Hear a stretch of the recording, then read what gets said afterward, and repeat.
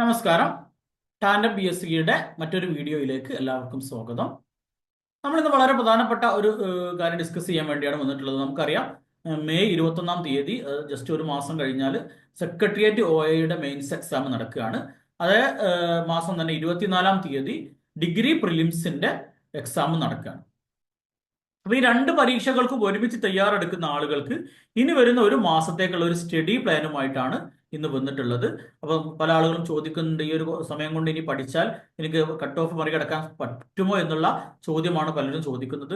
തീർച്ചയായിട്ടും പറ്റും എന്നതാണ് എന്റെ മറുപടി. കാരണം നമുക്കറിയാം, നിങ്ങൾ സെക്രട്ടേറിയറ്റ് ഒയുടെ മെയിൻസ് എക്സാം എഴുതുന്ന ആളുകളാണെങ്കിൽ തീർച്ചയായിട്ടും അതിന്റെ പ്രിലിംസ് ക്ലിയർ ചെയ്തിട്ടുള്ള ആളുകളായിരിക്കും. 73 മാർക്ക് കട്ട് ഓഫ് വന്നിട്ടുള്ള പ്രിലിംസ് ക്ലിയർ ചെയ്തിട്ടാണ് നിങ്ങൾ മെയിൻസിന്റെ ലിസ്റ്റിൽ കയറിയിട്ടുള്ളത്. അപ്പൊ സ്വാഭാവികമായിട്ട് നിങ്ങൾക്കൊരു ബേസ് ഉണ്ട്. ആ ബേസിൽ നിന്ന് ഇനി ജസ്റ്റ് ഒന്ന് പൊടി തട്ടി എടുക്കാനേ നിങ്ങൾക്കുള്ളൂ. അപ്പൊ അതുകൊണ്ട് ഈ ഒരു മാസം തന്നെ കൃത്യമായിട്ട് സ്റ്റഡി പ്ലാനോട് കൂടി മുന്നോട്ട് പോവുകയാണെങ്കിൽ നിങ്ങൾക്ക് കട്ട് ഓഫ് മറികടക്കാൻ പറ്റും. അപ്പൊ നമ്മൾ എങ്ങനെ ഈ ഒരു പഠനം ഒരുമിച്ച് പഠിക്കുന്നവർ എങ്ങനെ പഠിക്കണം എന്നുള്ളതാണ് നമ്മൾ വിശദീകരിക്കാൻ പോകുന്നത്. അപ്പൊ ആദ്യം നമ്മൾ ആ സിലബസ് ജസ്റ്റ് ഒന്ന് നോക്കാം. രണ്ടിന്റെയും സിലബസ് ഞാൻ ഇവിടെ സ്ലൈഡിൽ കൊടുത്തിട്ടുണ്ട്.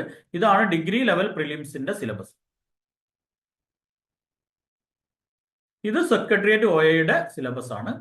ഈ രണ്ട് സിലബസും നമ്മൾ ഒന്ന് കമ്പയർ ചെയ്യുമ്പോൾ നമുക്ക് മനസ്സിലാകും, ഇതിന്റെ ഇംഗ്ലീഷ്, ഈ ഭാഗത്ത് ഇംഗ്ലീഷ് കൊടുത്തു, മറ്റേത് അതിന്റെ നേരെ മലയാളം കൊടുത്തതാണ്. കാര്യമായിട്ടുള്ള വ്യത്യാസങ്ങൾ ആകെ ഉള്ളത് ഇവിടെ സയൻസ് ആൻഡ് ടെക്നോളജി എന്ന് പറയുന്നതിന് പകരം അവിടെ ഫിസിക്സ്, കെമിസ്ട്രി, ബയോളജി എന്ന് മാറ്റി പറഞ്ഞിട്ടുണ്ട്.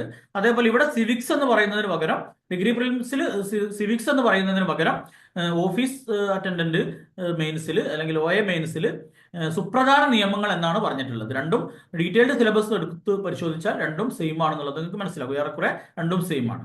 പിന്നെ ഇവിടെ ഡിഗ്രി ലെവൽ പ്രിലിംസിൽ കറണ്ട് അഫയേഴ്സ് സെപ്പറേറ്റ് എടുത്ത് പറഞ്ഞിട്ടില്ല. ഓരോ ടോപ്പിക്കും പറയുമ്പോൾ പ്ലസ് കറണ്ട് അഫയേഴ്സ് എന്ന ആ രീതിയിലാണ് ഡിഗ്രി പ്രിലിംസിൽ പറഞ്ഞത്. സെക്രട്ടേറിയറ്റ് ഒയ്ക്ക് കറണ്ട് അഫയേഴ്സ് വേറെ തന്നെ ഒരു 20 മാർക്കിന് പറഞ്ഞിട്ടുണ്ട്. പിന്നെ ഇവിടെ ഒരു കേരള ഭരണ സംവിധാനവും എന്നുള്ള ഈ ഒരു ഭാഗം ഇവിടെ അധികമായിട്ട് ഉള്ളത് സിലബസിൽ ഡിഗ്രി പ്രിലിംസിൽ ഇല്ലാത്തത് ഇത് മാത്രമാണ് ഇവിടെ ഒരു വ്യത്യാസം എന്ന് പറയാനുള്ളത്. ബാക്കിയൊക്കെ മാർക്കില് സ്പ്ലിറ്റ് അപ്പിൽ വ്യത്യാസം ഉണ്ടെന്ന് ചോദിച്ചാൽ സിലബസിൽ കാര്യമായിട്ടുള്ള വ്യത്യാസമൊന്നും ഇതിലില്ല. അതുകൊണ്ട് തന്നെ ഇതിന് രണ്ടിനും സെപ്പറേറ്റ് തയ്യാറെടുക്കേണ്ട ആവശ്യമില്ല.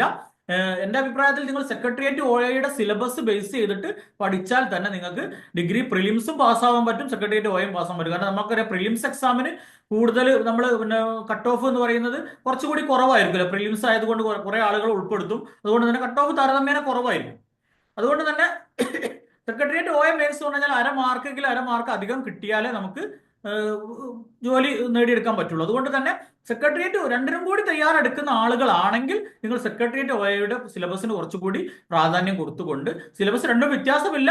ഞാൻ പറഞ്ഞു, ഇവിടെ ഒരു കേരള ഭരണരംഗം എന്ന് പറയുന്ന ഭാഗം അധികം ഉണ്ട് എന്ന് ചോദിച്ചാൽ കാര്യമായിട്ടുള്ള വ്യത്യാസമൊന്നുമില്ല. എങ്കിലും ഈ ഒരു ഓഫീസ് അറ്റൻഡന്റിന്റെ സിലബസ് ബേസ് ചെയ്തിട്ടുള്ള അല്ലെങ്കിൽ അതിന്റെ ഡീറ്റെയിൽഡ് സിലബസ് ബേസ് ചെയ്തിട്ടുള്ള ഒരു പഠനം കൂട്ടത്തിൽ നിങ്ങൾ ശ്രദ്ധിക്കേണ്ട കാര്യം, English plus Malayalam plus maths, ഈ ഭാഗത്ത് നിന്ന് ഡിഗ്രി പ്രിലിംസിന് 50 മാർക്ക് ഉണ്ട്. നിങ്ങളുടെ ജയപരാജയങ്ങൾ തീരുമാനിക്കാൻ മാത്രം മാർക്ക് ഈ ഒരു 3 ടോപ്പിക്കിനുണ്ട് ഡിഗ്രി പ്രിലിംസിൽ. എന്നാൽ ഒ എ മെയിൻസിലാണെങ്കിൽ അവിടെ 30 മാർക്കാണുള്ളത്. എന്നാലും 30 മാർക്ക് എന്ന് പറഞ്ഞു കഴിഞ്ഞാലും ഒരു മെയിൻസ് എക്സാമിനെ സംബന്ധിച്ചിടത്തോളം ഒരു മാർക്ക് പോലും ഇമ്പോർട്ടൻ്റ് ആണ്. Degree prelims plus secretariat O mains എക്സാമിന് ഒരുമിച്ച് തയ്യാറെടുക്കുന്നവർക്കായി ടാൻഡം പി എസ് സി നടത്തുന്ന ക്രാഷ് ബാച്ച് ഈ 26-ാം തീയതി ആരംഭിക്കുകയാണ്. ഒരു മാസത്തെ കോഴ്സാണ്. രണ്ട് ടോപ്പിക്കിൻ്റെയും കോമൺ ആയിട്ട് വരുന്ന സിലബസുകൾ ബേസ് ചെയ്തുകൊണ്ടുള്ള MCQ സീരീസ്, അതേപോലെ മാരത്തോൺ സീരീസുകളൊക്കെ ഉൾപ്പെടുത്തിക്കൊണ്ടുള്ള കൃത്യമായിട്ടുള്ള ഒരു പഠന രീതിയാണ് ഈ ഒരു ക്രാഷ് ബാച്ചിൽ ടാൻഡം PSC ഉൾപ്പെടുത്തിയിട്ടുള്ളത്. അപ്പോൾ ജോയിൻ ചെയ്യാൻ താല്പര്യമുള്ള ആളുകൾക്ക് ഇവിടെ കൊടുത്തിരിക്കുന്ന 7034327690 9544166690 എന്നീ നമ്പറുകളിൽ നിങ്ങൾക്ക് കോൺടാക്റ്റ് ചെയ്ത ഡീറ്റെയിൽസ് അറിയാവുന്നതാണ്. ഇതിൽ 7034 എന്ന് പറയുന്ന നമ്പറിൽ GPay ഉണ്ട്. അതിൽ ഫീസ് GPay ചെയ്തതിന് ശേഷം സ്ക്രീൻഷോട്ട് വാട്സപ്പിൽ അയച്ചു കഴിഞ്ഞാൽ നിങ്ങൾക്ക് ഗ്രൂപ്പിൽ ജോയിൻ ചെയ്യാൻ വേണ്ടി പറ്റും. അപ്പോൾ താല്പര്യമുള്ള ആളുകൾ ഇന്ന് തന്നെ അതിൽ ജോയിൻ ചെയ്യാൻ വേണ്ടി ശ്രമിക്കുക.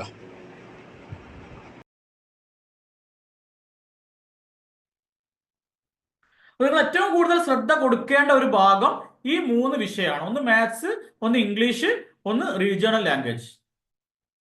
ഈ 3 ഭാഗത്തും കൃത്യമായിട്ട് സമയം കണ്ടെത്തി തന്നെ നിങ്ങൾ പഠിക്കാൻ തയ്യാറാവണം. മാത്സ് ഒക്കെ ആണെങ്കിൽ പ്രീവിയസ് ക്വസ്റ്റ്യൻ പേപ്പർ എടുത്തിട്ട് വർക്കൗട്ട് ചെയ്തിട്ട് നിങ്ങൾ പഠിച്ചെടുക്കുക.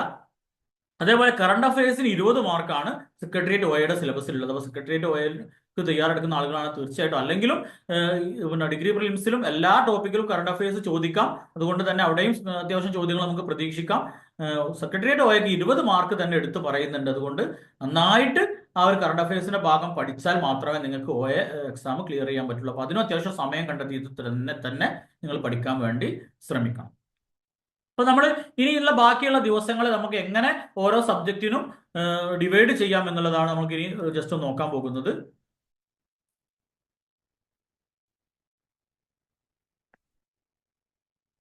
നമുക്കറിയാം, നമുക്കിനി നമ്മുടെ മുമ്പിൽ 32 അല്ലെങ്കിൽ 33 ദിവസമാണ് ഇന്നേക്ക് ഉള്ളത്. ഇനി പിന്നെ ഈ വീഡിയോ നിങ്ങൾ എന്നാ കാണുന്നതെന്ന് അറിയില്ല. ഏതായാലും എത്ര ദിവസം ഉണ്ടെങ്കിലും ആ ഉള്ള ദിവസത്തെ ഈ ഒരു ടൈം ടേബിളുമായിട്ട് അഡ്ജസ്റ്റ് ചെയ്തിട്ട് നിങ്ങൾ പഠിക്കാൻ വേണ്ടി ശ്രമിച്ചു കഴിഞ്ഞാൽ നിങ്ങൾക്ക് ഇത് ക്ലിയർ ചെയ്യാൻ വേണ്ടി പറ്റും. അപ്പൊ നമുക്കറിയാം, മാത്സ് പ്ലസ് ഇംഗ്ലീഷ് മലയാളം ഞാൻ പറഞ്ഞു, ഡിഗ്രി പ്രിലിംസിന് 50 മാർക്ക് ഉണ്ട്, OA മെയിൻസിന് 30 മാർക്ക് ഉണ്ട്. ആ ഒരു ഭാഗത്തിന് നിങ്ങൾ ഒരു 9 ദിവസം, ഇനിയുള്ള ദിവസങ്ങളിൽ 9 ദിവസം എന്ന് പറയുന്നത് 18 ഹാഫ് ഡേ ആക്കിയിട്ട്, ഒരു ദിവസത്തെ മോർണിംഗ് ഈവനിങ് എന്നിങ്ങനെ രണ്ടായിട്ട് സ്പ്ലിറ്റ് ചെയ്യുകയാണെങ്കിൽ 18 ഹാഫ് ഡേ കിട്ടും. ആ രീതിയിൽ നിങ്ങൾ ഇംഗ്ലീഷ്, മലയാളം, മാത്സ് പഠിക്കാൻ വേണ്ടി മാറ്റി വെക്കുക. പിന്നെ ഹിസ്റ്ററി, ജോഗ്രഫി, എക്കണോമിക്സിന് 20 മാർക്കാണ് ഡിഗ്രി പ്രിലിംസിനുള്ളത്. OA മെയിൻസിന് 15 മാർക്ക് ഉണ്ട്. ആ ഭാഗത്ത് നിങ്ങൾ 6 ദിവസം അതിന്, അല്ലെങ്കിൽ 12 ഹാഫ് ഡേ അതിനു വേണ്ടി മാറ്റി വെക്കാം. പിന്നെ സിവിക്സ് പ്ലസ് ഇന്ത്യൻ കോൺസ്റ്റിറ്റ്യൂഷൻ, അല്ലെങ്കിൽ OAയുടെ കാര്യത്തിലാണെങ്കിൽ സുപ്രധാന നിയമങ്ങൾ എന്ന് പറയുന്ന ഭാഗത്തിന് 10 മാർക്കാണ് ഡിഗ്രി പ്രിലിംസിനുള്ളത്. OA മെയിൻസിന് 10 മാർക്കാണുള്ളത്. അപ്പൊ അത് നമ്മളൊരു 4 ദിവസം അല്ലെങ്കിൽ 5 ദിവസം അതിനു വേണ്ടി മാറ്റി വെക്കാം. 4 ദിവസം മതി, മാക്സിമം 5 ദിവസം അതിനു വേണ്ടി മാറ്റി വെക്കാം. പിന്നെ arts and culture, science and technology, ആ ഒരു ഭാഗത്ത് 15 മാർക്കാണ് ഡിഗ്രി പ്രിലിംസിനുള്ളത്. സെക്രട്ടേറിയറ്റ് OAക്ക് 17 ദിവസം ഉണ്ട്. അതിനും ഒരു 4 ദിവസം, അല്ലെങ്കിൽ ഇനി നിങ്ങൾ കോൺസ്റ്റിറ്റ്യൂഷന് 4 ദിവസം എടുക്കുന്നതെങ്കിൽ ഇവിടെ ഒരു 5 ദിവസം എടുക്കാം. ആ രീതിയിൽ ഒന്ന് അറേഞ്ച് ചെയ്യാം. പിന്നെ ബേസിക് കമ്പ്യൂട്ടറിന് 5 മാർക്കാണ് ഡിഗ്രി പ്രിലിംസിനുള്ളത്. OA മെയിൻസിനാണ് 3 മാർക്കാണുള്ളത്. അതിന് നിങ്ങൾ ഒരു ദിവസം അല്ലെങ്കിൽ 2 ഹാഫ് ഡേ മാറ്റി വെച്ചാൽ മതിയാകും. അത്രേ നിങ്ങൾക്ക് കിട്ടുള്ളൂ. പിന്നെ ഉള്ളത് കേരള അഡ്മിനിസ്ട്രേഷൻ ആണ്. അത് ഡിഗ്രി പ്രിലിംസിന് ഇല്ല, എന്നാൽ OA മെയിൻസിനുണ്ട്. അതുകൊണ്ട് 5 മാർക്ക് അതിനുണ്ട്. അതിന് 2 ദിവസം ആ ഒരു ഭാഗം പഠിക്കാൻ, അല്ലെങ്കിൽ 4 ഹാഫ് ഡേ അതിനു വേണ്ടി മാറ്റി വെക്കാം. പിന്നെ ഞാൻ പറഞ്ഞതുപോലെ കറണ്ട് അഫയേഴ്സിന് 20 മാർക്ക് OA മെയിൻസിന്റെ സിലബസിൽ എടുത്തു പറയുന്നുണ്ട്. ഡിഗ്രി പ്രിലിംസിലും കറണ്ട് അഫയേഴ്സ് ഉണ്ടാകും മറ്റു സിലബസിന്റെ കൂടെ ആയിട്ട്. അപ്പൊ ഏതായിരുന്നാലും ഒരു 5 ദിവസം കറണ്ട് അഫയേഴ്സ്, അല്ലെങ്കിൽ 10 ഹാഫ് ഡേ കറണ്ട് അഫയേഴ്സ് പഠിക്കാൻ വേണ്ടി നിങ്ങൾക്ക് മാറ്റി വെക്കാം. അങ്ങനെ മൊത്തം 32 ദിവസത്തെ കലണ്ടറാണിത്.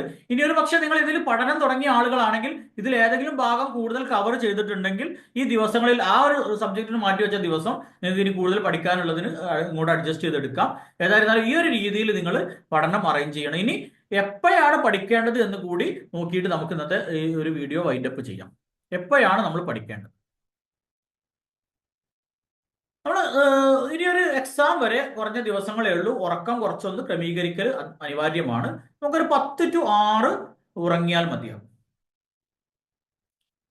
എന്തെങ്കിലുമൊക്കെ സംഭവിക്കുമെന്നൊന്ന് പേടിച്ചു പോകണ്ട, ഒന്നും സംഭവിക്കൂല. അങ്ങനെ സംഭവിക്കേണ്ടത് എനിക്കാണ്. ഞാനിപ്പോ ഏകദേശം ഒരു 3-4 മാസമായിട്ട് 11 to 4 ഉറങ്ങുന്നത്.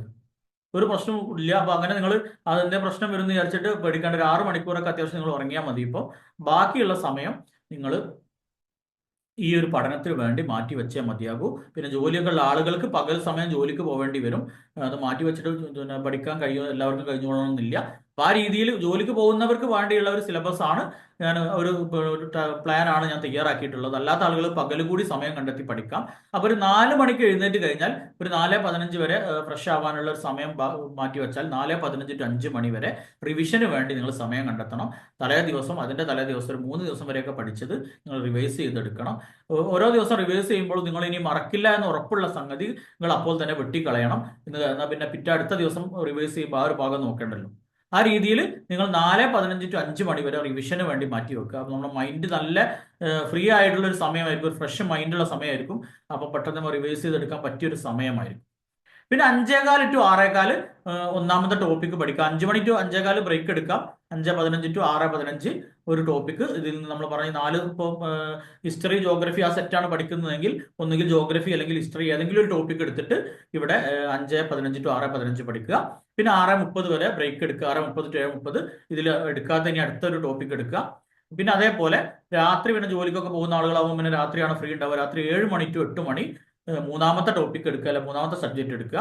8:30 വരെ, 8 to 8:30 വരെ ഡിന്നറിനൊക്കെ വേണ്ടി ബ്രേക്ക് എടുക്കാം.